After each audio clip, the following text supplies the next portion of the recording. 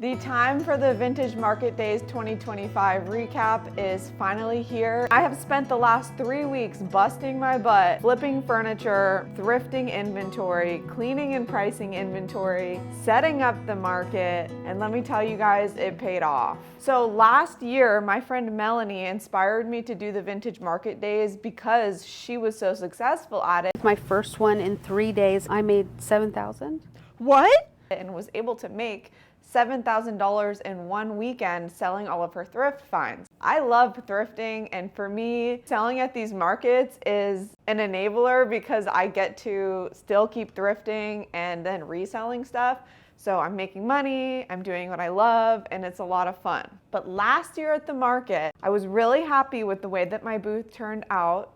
I just got a little 10 by 10 space, and I didn't really know how much to bring as far as inventory goes, and I packed it full.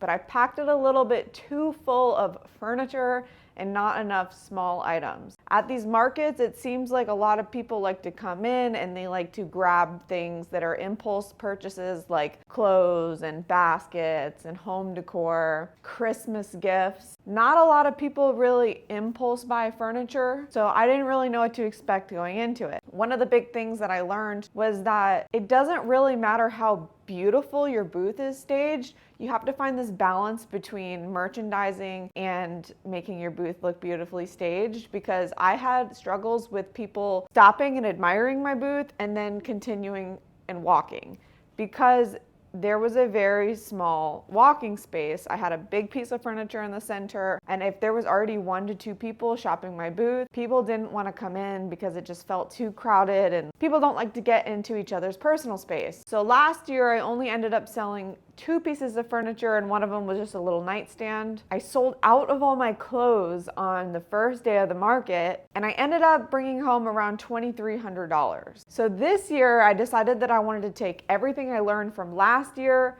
and try to apply it into this year's market, bringing more of the stuff that sold well, optimizing my booth for shoppers, and just seeing how much money I could make in a weekend. So I decided to go with the 10 by 20 space because that was going to give me more flexibility for shoppers to come in and walk around. Even though it costs more money, it was a big opportunity cost for me to not have people coming in and walking my booth. This market gets really packed all at once, and the shoppers come in like a swarm. So you want to be able to fit as many shoppers as you can in your booth. So it's really important that you don't overcrowd it with stuff. You want to have good walking space, but you also want to balance it with having a lot of stuff for people to pick from. So let's start from the beginning with loading up the U-Haul. So because I got a bigger booth this year, my little 5x8 trailer was just not gonna cut it in one trip. So my friend Megan and I decided to split a U-Haul for both of our 10 by 20 booths. And let me tell you, that was a bold decision. All right, y'all, I've never driven a U-Haul truck before. I'm about to break it in for the first time with a 20-footer. So the plan is, I just got to Megan's house. We're gonna load her stuff up in first. Then we're gonna head to my storage unit. Then we're gonna head to my house. And then tomorrow morning, we'll be unloading it all and setting up the market. I'm so glad that we did everything ahead of time. And I'll have you know, I just backed that U-Haul up like a professional. Very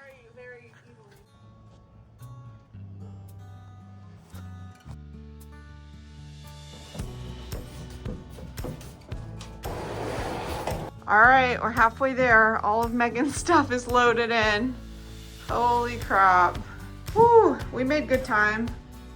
It took us, what time did I get here? I got here at 1:20. So it took us about an hour and a half to load everything. I'm so glad we're not loading and unloading on the same day. That would have been a huge mistake.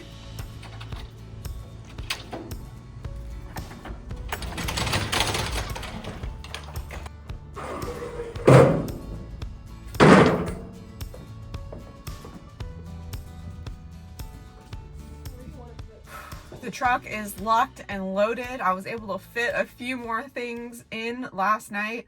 I still have a couple things in my shed. I ended up loading my mom's truck up with more stuff, and we're gonna see how full it looks by the end of today setting up.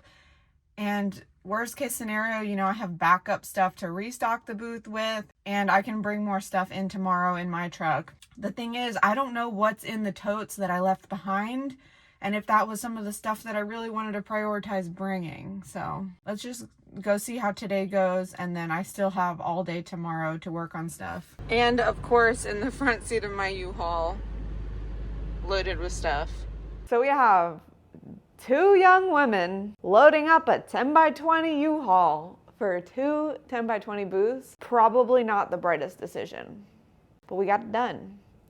So me and Megan rented the U-Haul a day early, and we loaded it up on Tuesday to go and set up the market on Wednesday. And I have to be honest with you, I was already tired from loading up the U-Haul the day before and not really in the right mindset to unload and set up my booth like I would have liked to have been. So I think moving forward in the future, I will pay for the service that Vintage Market Days has that helps you load and unload your vehicle for $75. $75 for the load in and then $75 for the load out. I think that would be very worth it. And the other thing is that U-Haul was a lot of money. Like, there was a lot of fees that I didn't expect. They charged me $17 because the tank of gas was like that low. Like, I put gas in it right before I returned it, and I guess I didn't put enough. So the U-Haul was very expensive, and I think moving forward, I'm definitely going to sell my trailer and get a bigger one because that is cutting directly into my profits. So for the load in, Megan and I helped each other unload all of our stuff, and I had my mom help me set up my booth this year again.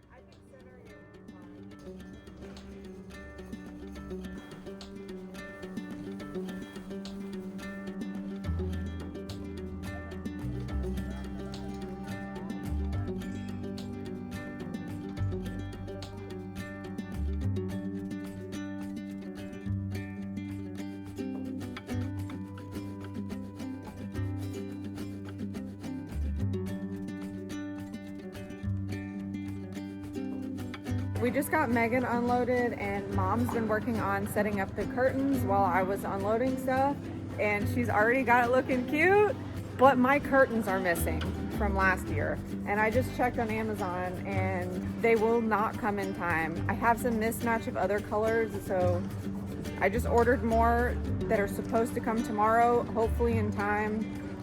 We're just gonna rig it and hopefully we can figure something out. Mom's the curtain expert, and I'm the decorator. she's the decorator. You do all the manual labor. It's already looking really cute, but I do not know what I'm gonna do with this back wall. It might have to be a different color. And then I'm borrowing these coat racks from Melanie.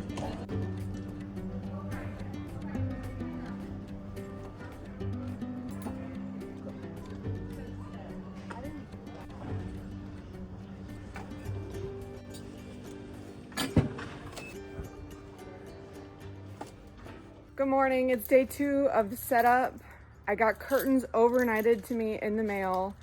I hope that they look okay. I hope that I ordered enough, but we're just gonna have to make do with what we have because the market is tomorrow and I still have a lot to do. I didn't realize how much I left in my shed that couldn't fit in the U-Haul. And I just packed out my entire truck again. I have 2 pieces of furniture and all these totes to unload. I'm not gonna put pressure on myself to try to fill everything in the booth because it's a 3-day market. If the booth looks full and there's nowhere else to put things once I have this other bookcase up, I am not going to fret because I can always restock. They just wrapped up, it's closing time. Literally, they're about to kick us out. I'm gonna do a quick walkthrough. Hopefully I can get some good videos in the morning before people start rolling in.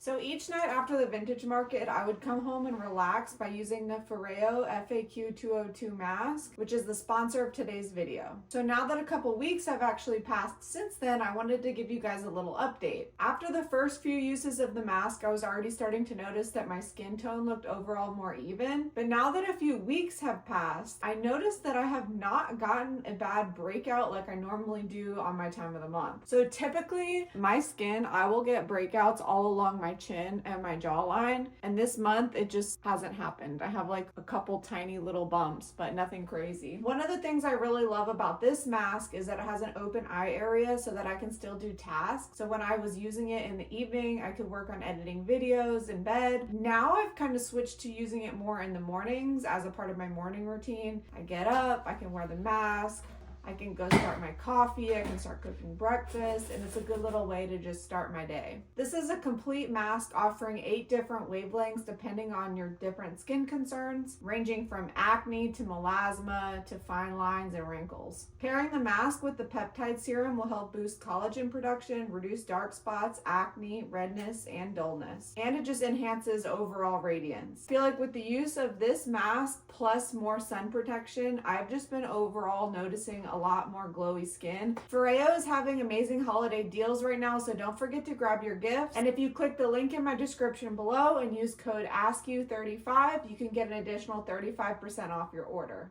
For the setup, I basically didn't want to try to reinvent the wheel. I just doubled what I did last year. It worked well, and I didn't have to worry about figuring things out. I was able to reuse my curtains from last year. I will say, I expected that double the size booth would take about double the amount of time to set up, and I was wrong. I think that even though my booth was twice as big, I had like 4 times as many smalls as I did last year. So there was just so much stuff for me to unload and try and stage, which ended up leading me to really be rushing, trying to set up my space. And I felt like in the end, I wasn't completely happy with it. It's almost like we just put furniture wherever, and I felt like I just was in such a rush setting up that all of my pieces of furniture just kind of ended up being styled in a hurry. Like I just put all the brass on one shelf. I put everything that was like quirky and mid-century modern on one shelf, and I just found a home for everything and didn't really overthink it, which I guess is a good thing. But I would have liked to be more meticulous in my styling and curating the way that my booth looks. But in the end, I don't think it really mattered that much. I brought a lot more clothes this year because it did so well last year. And I put them in the center of my booth so that they could be shopped on either side, and that people walking into the market from this way could come in and shop and see the clothes immediately. People walking from this side would see the clothes immediately and come in my booth. To me, it felt like something that was drawing people into my booth. So I wanted to make sure I didn't block it off, which is why my mom had the good idea to put the gold frame in the center of the buffet rather than a piece of art that was gonna block everything. And I'll tell you what, that was a good decision, because I could overhear customers sometimes walking by, and then they would stop and go, oh wait, I'm gonna go check out the clothes real quick. And then they would come in my booth, and then they would shop the full booth because they were already in there because something caught their eye with the clothing. So all in all, I'm very happy with the layout that I chose for this booth because there were so many people in my booth at a time this year. And this market was even busier than last year's market. So there were just, swarms of people on both Friday and Saturday. And Saturday, I had people in my booth all day long, like 10 to 12 people in my booth at a time. There would be like 2 people shopping each side of the clothes, and then there'd be somebody shopping the corner over here, somebody shopping this bookshelf, there'd be somebody over here shopping this bookshelf. It was just like such a good flow with the traffic too. A lot of the times the people would come in and they would go around and out, and vice versa. It was very welcoming and inviting that I left a lot of open floor space. Now on day 1 of the market, which was Friday, there was a huge turnout in comparison to last year. Friday there were a lot of people, but this year it seemed like Friday felt like the Saturday of last year's market. It was so stinking busy. And immediately when the market started, I just was selling clothing left and right. The booth is all set up and as ready as it can be because people are about to start rolling in and I only have enough time to go to the bathroom. The booth looks a little cluttery in my opinion, but this year I'm going with way more smalls because that's what people can grab and go and impulse buy.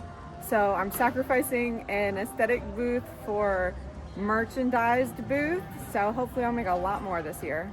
I will say that I did not feel ready when the doors opened on day one because I felt like I had just finished scrambling and unpacking more items, and I didn't have a ton of time to finish doing all the filming I wanted to do because I really wanted to get like every little thing in the booth, but I did my best to get shots of the booth. Day one just was like immediately busy all day, nonstop, just like last year.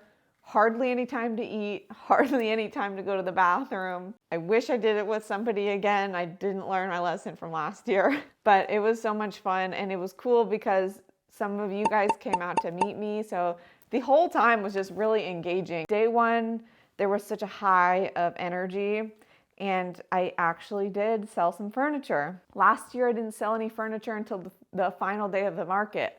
So this was a good way to start off the market immediately. The first piece of furniture I sold was my set of French nightstands that were in my bedroom originally. And then I sold a small marble top piece of furniture. That one sold for $225, I think. I'm gonna tally it all up at the end and tell you what my best-selling items were and some of my key takeaways from this market. Day one went relatively smooth. I mean, despite the fact that I forgot my porter tickets, which are these tickets that you pay $5 for, and the vintage market days will come get the furniture out of your booth and load it up for the customer. Thank you to my friend Dylan, who had extras that he let me borrow, and then I went and bought them the next day. But all in all, I think Friday went pretty smoothly.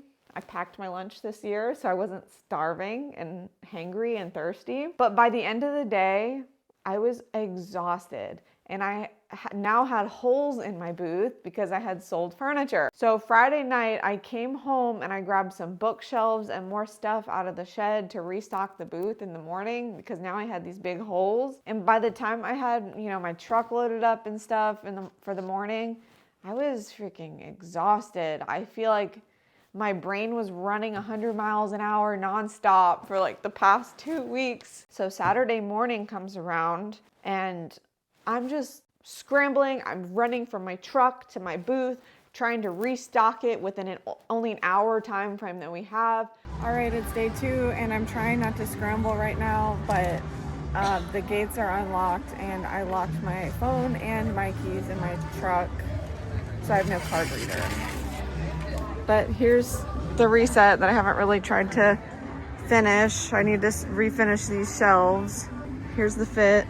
So they are notified and hopefully we can get this figured out because today is the busiest day and I'm gonna miss out on a lot of sales if I don't have a card reader. Bringing the bookshelves in, bringing more art in, bringing stuff to fill the bookshelves with in, and 10 minutes before the market starts, I can't find my phone or my keys. So I went into a total panic mode and realized that I locked both of them in my truck, which honestly makes sense because I was so scatterbrained, but it's also very on brand for me because this is something I have done my entire life. Growing up, I used to have a little Ford Escort when I was in high school. It didn't have a click remote to lock it, so I would constantly lock my keys in the car because I would hit the door and then go off about my day, and my mom would always have to rescue me, but my mom was out of town.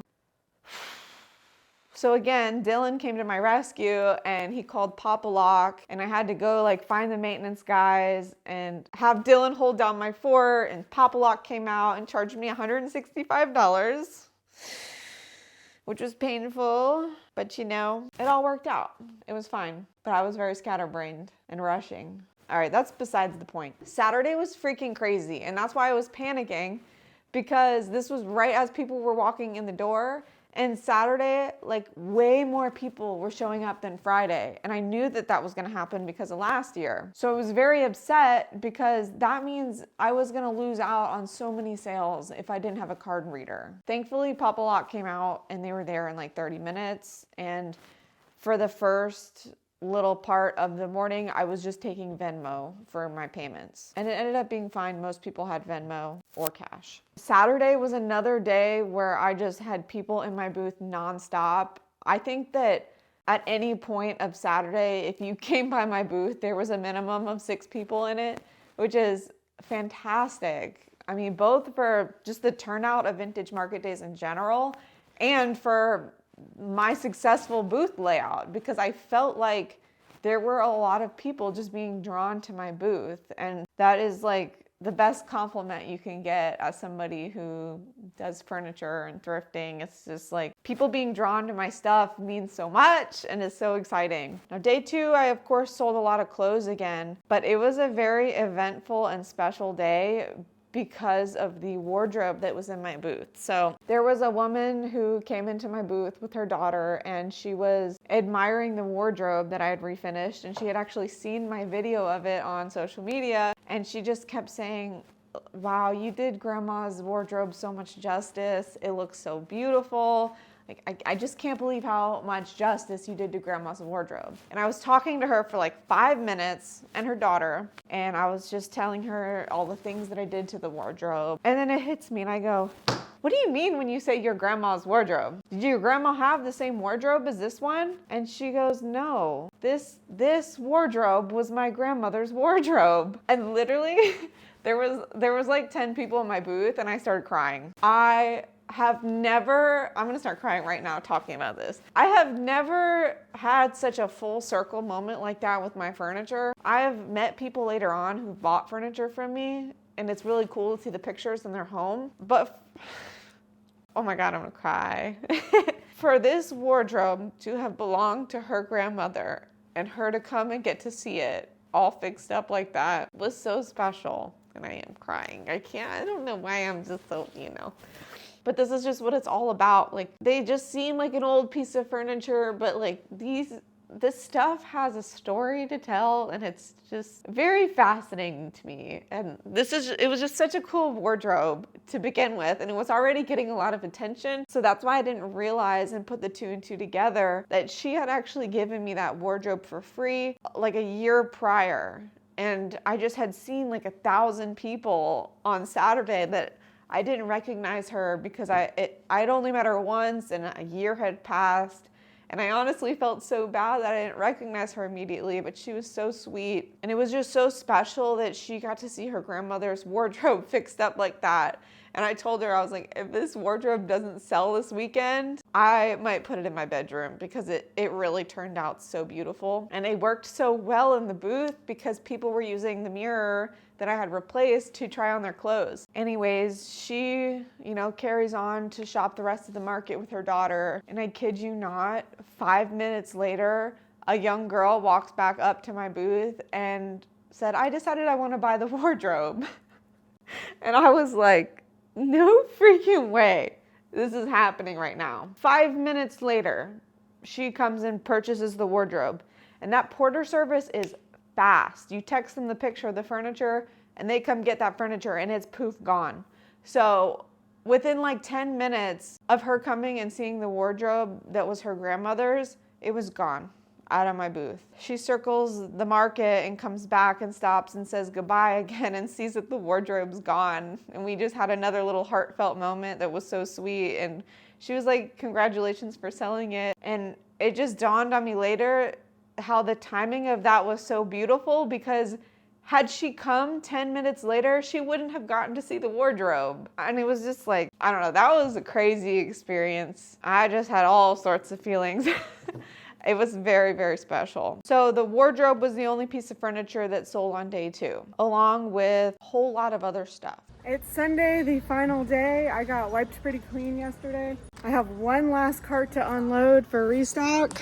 So let's go ahead and get it into the booth so that we can have a successful Sunday. Whew, I'm so tired. My wardrobe sold yesterday, so I moved the lingerie chest from over here. It hasn't really been getting a lot of attention, I think because it's been hidden. And same with this piece, hasn't gotten a lot of attention. I've had artwork in front of it. So today I'm gonna make sure I keep nothing in front of this piece, and I might take like these plates out so this piece gets a little bit more attention. Really, really hoping to sell one more piece of furniture in this market, and I will be so happy. I just realized I forgot to take this out of my shirt because I've been a shit show, because yesterday I locked my keys and phone in the truck right before the market. And then this morning, as I was leaving the house, I already had the outfit together, I spilled coffee all over my shirt. So here we are. I'm gonna get it together. We're gonna have a good day. I have sold a ton of clothes, not a lot of coats, which makes sense, I guess, because I'm in Florida. and it's not that cold yet. But I think I'm gonna mark some of these pretty trench coats down and see if we can get them to move today. All right, this is my final day reset. I don't love the way this is looking right here. Gotta put something there. Just working with what I have at this point. Hopefully we sell some stuff. Let me get my lamps on.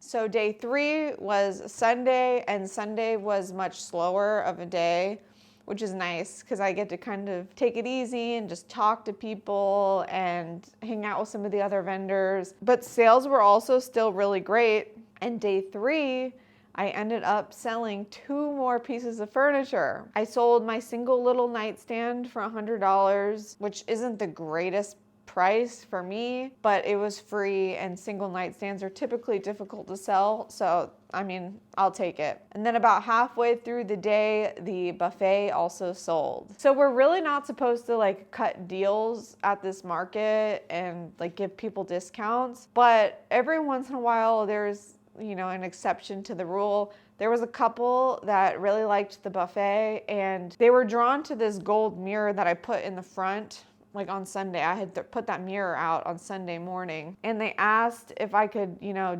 I think they asked like $400 for both the buffet and the mirror. And the buffet I had for $450 and the mirror for like $40. And I was like, no.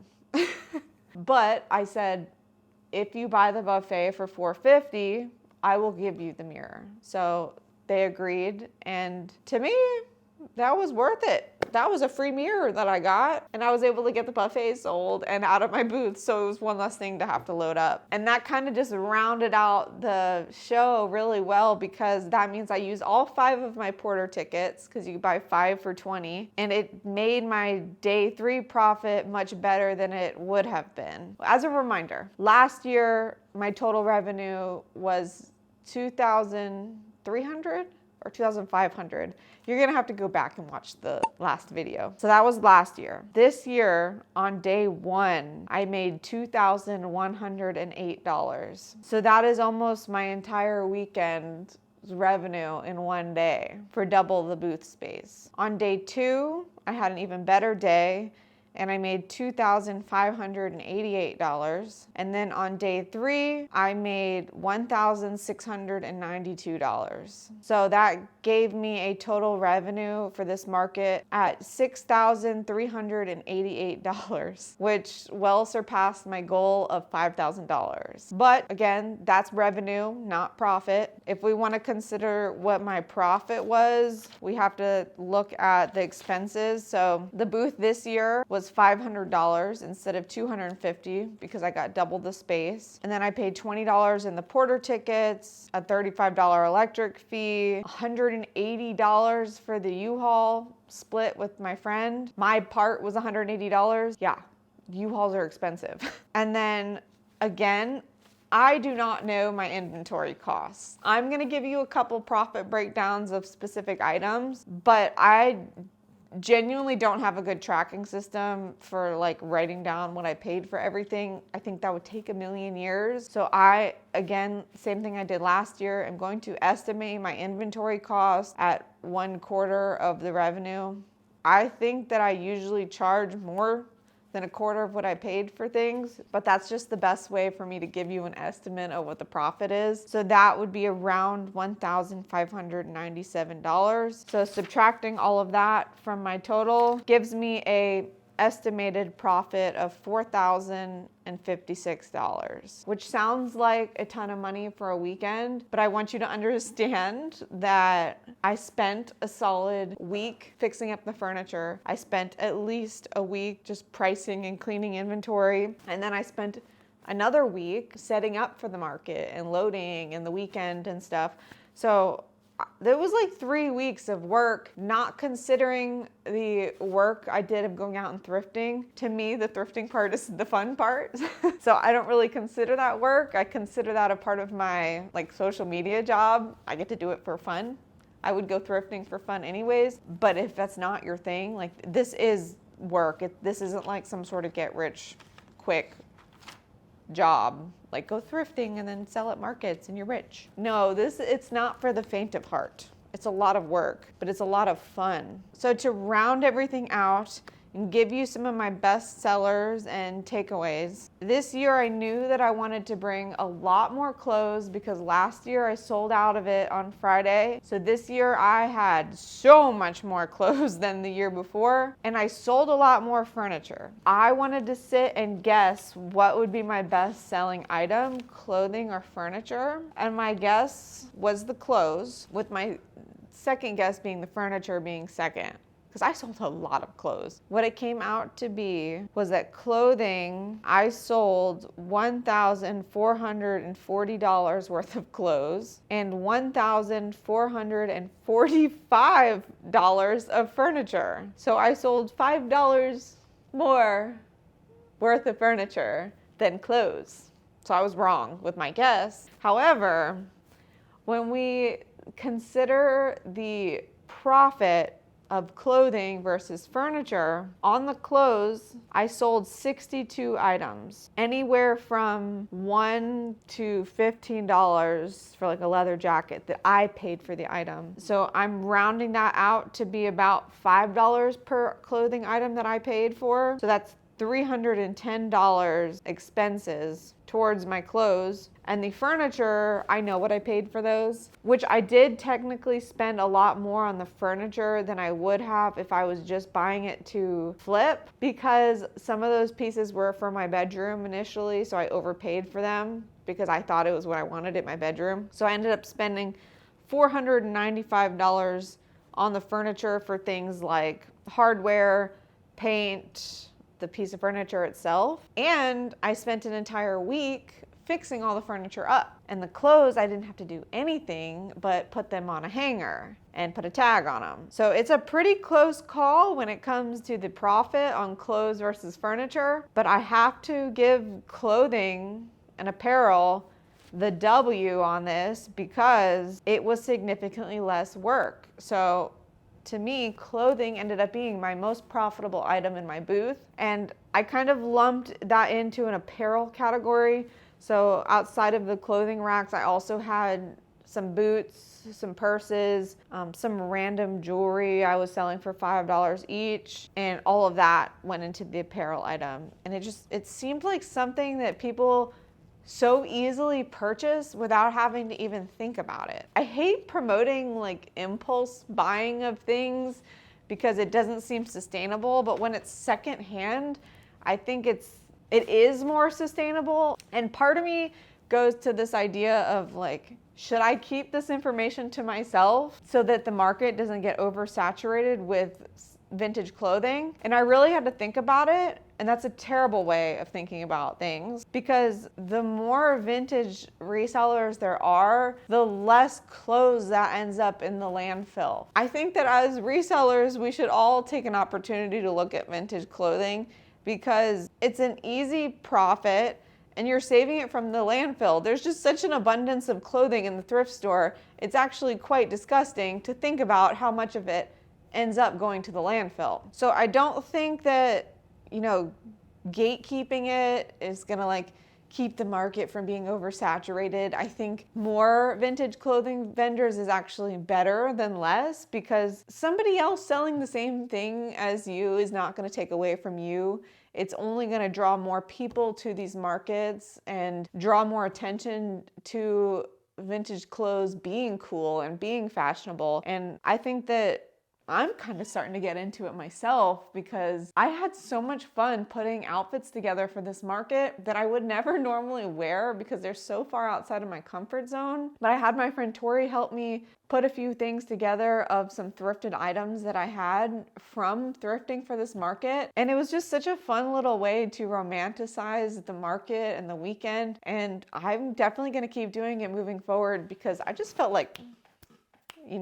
cute and fun and vintage. So you will definitely see me selling more clothes in the future and maybe even doing some like thrifted versus styled reels. So clothing was a big hit. Furniture also did really well this year just because I had more for people to choose from. And then again, the same as last year, coming in third right behind clothes and furniture was my metal items. So specifically brass. And then I had a little bit of copper and silver. I didn't have that much in my booth, but I sold a lot of brass and then art, like art prints.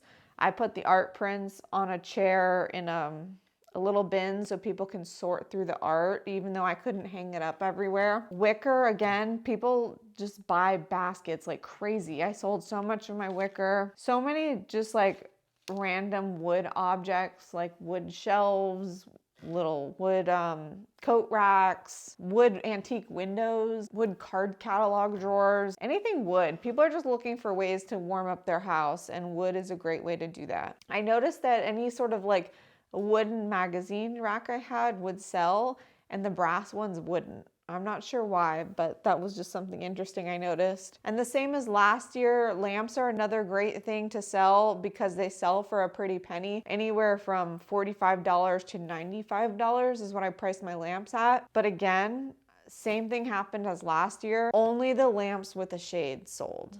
I did sell one crystal lamp without a shade, but for the most part, I think having a shade helps sell the lamps much better. I also want to note a couple things that sold this year that didn't really sell last year. And I think it might just be because I had more traffic in my booth, but my crystal and glass objects like candlesticks, little crystal, whatever knickknacks, those sold a lot better this year than last year. And maybe it's just because I had more of them, or there's more people in my booth, or maybe it's just becoming popular. And then ceramics. I sold like my little ceramic figurines, ceramic vases, ceramic mugs, sold a lot of ceramics. And then again, another thing I noticed from last year to this year is that when you put stuff in the front of the booth, specifically in that front right corner, it tends to sell better. So I think it's really important that from day to day, or even throughout the day in little slow parts of the market,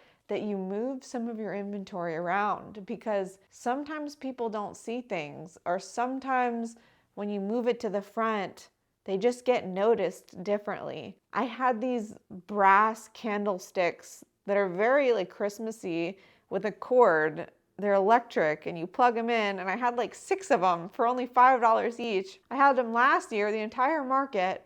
I had them this year, the entire market until the end of the day, Sunday. But because I brought them to the front of the booth and I took one out of the box for display, somebody saw it because it was front and center, and they bought all 6 of them. So it's really important to not get discouraged when an item doesn't sell.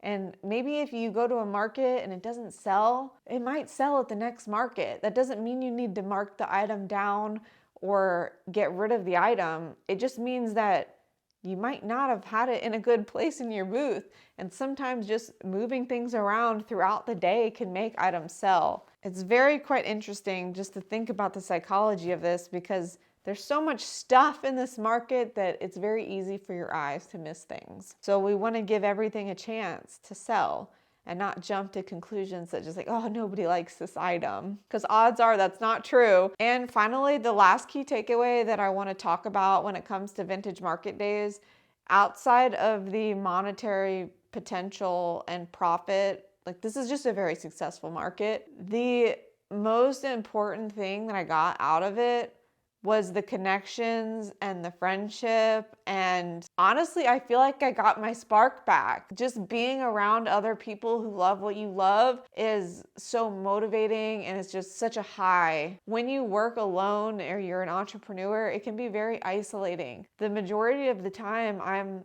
talking to myself technically, like I am right now to this camera, or I'm working out in the garage by myself.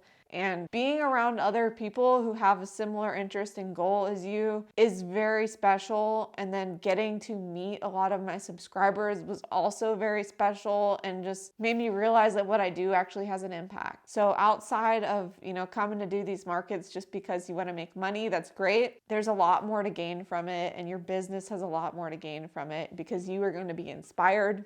You're going to make great new connections, and you're going to have a lot of fun. My plans moving forward are definitely to do the spring market, And I might even do another location because Vintage Market Days goes all over the country. So I'm kind of thinking about doing somewhere else because it's kind of fun.